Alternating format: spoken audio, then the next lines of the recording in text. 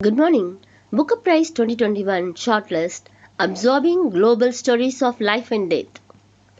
Novels set in Sri Lanka and South Africa, Cardiff Bay and the Outer Cosmos are among those to have been nominated for this year's Booker Prize. The chair of the judges had said choosing the six immersive books had felt transporting in a year when so many of us have been confined to home. The list includes three American writers and for the second year in a row, only one British author. The long listed author who missed out included Nobel laureate Kazuo Ishiguro. The novelists who did make the cut include Pulitzer Prize winning American writer Richard Powers and Damon Galgut from South Africa, who has been nominated for the Booker Prize twice before. Nadifa Mohammed was born in Somaliland and grew up in the UK.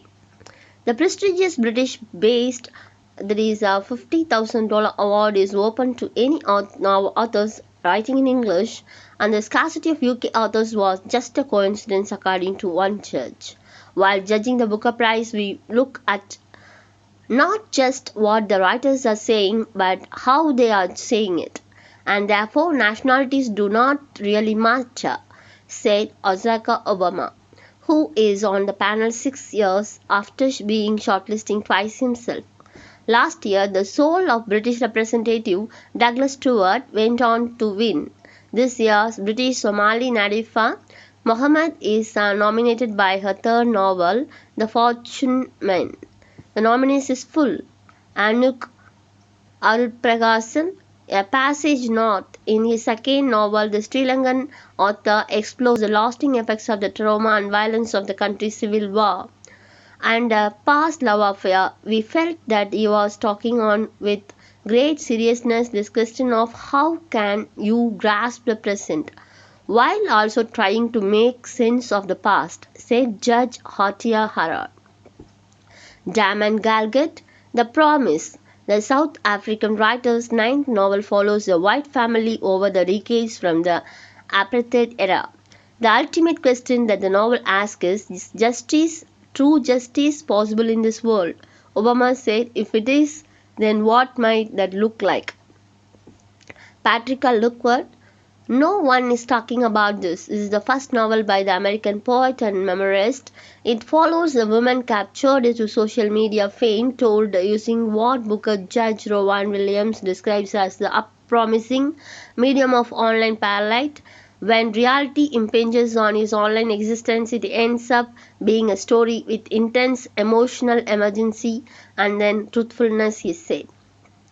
Nadifa Mohammed, The Fortune Man. Mohammed was born in Somaliland and raised in Britain, and her book is set in the docks of post-war Cardiff Bay. It fictionalizes the story of Mohammed Matan, a real Somali sailor who was wrongly accused of murder. This is a story about the past that has great significance for the present, said judging Chaya Maya Jackson of Richard Powers. Bewilderment. The US author won the Pulitzer Prize for his last novel, The Overstory. Here, a widow astrobiologist turns to experimental treatments to help his 9-year-old son with additional needs and take him to other planets. It is a clarion call for us to all wake up to realize what our mind must be truly capable of if we are less obedient to the status quo, Judge Natasha McClellan said.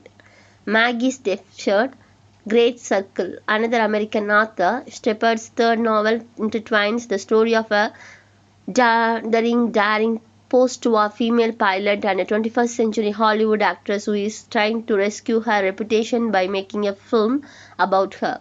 It speaks to ever-present questions about freedom and constraints, particularly in women's life, Jaff said.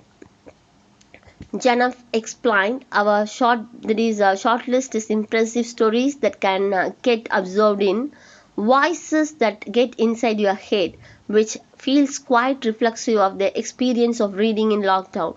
Our shortlist global in their authors and their setting, which feels transporting in a year when so many of us have been confined to home. And our shortlist engages with matters of life and death, which feels quite poignant and pertinent in a catastrophic year. Books you will actually want to read. Analysis by BBC Arts correspondent Rebecca Jones.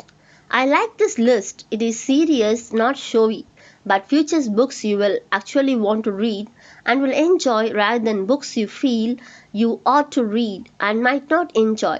Take Maggie Shepard's great circle, an enthralling epic about aviation and adventure.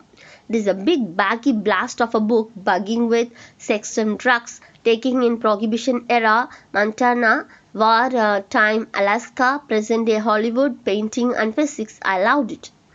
And there is the entertaining debate from Patricia Lockwood. No one is talking about this. Written in fragments, mirroring post on social media.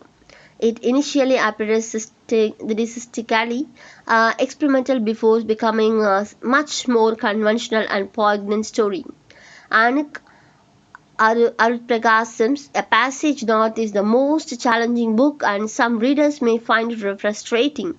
It is written in long paragraphs with lengthy sentences and not much dialogue. It is more of a philosophical meditation on memory and trauma than a page turner, perhaps. I am glad Richard Powers' Bewilderment has made the shortlist as much as anything because I thought the Overstory should have won the Booker in 2018. Bewilderment explores the environmental crisis which will strike a chord with many readers. The Promise by Damon Galgut is an exceptional book, beautifully written with characters you come to care deeply about. The Promise's title is not only the deathbed or wish of a white woman to leave a house to her black housekeeper, but also the unfulfilled promise of post-apartheid South Africa. Having been shortlisted twice before, it could be third time lucky for the South African writer. This leaves Natefa Mohammad's historical novel The Fortune Men, which I am yet to read, but from what I have read, it is an engrossing story based on real-life events in 1950s. Kadhaf. On the basis of the other books shortlisted for the prize this year, I can't wait to be started. So friends, I suggest these books are really to be read. So read these books and relish the knowledge. Thank you friends. Bye.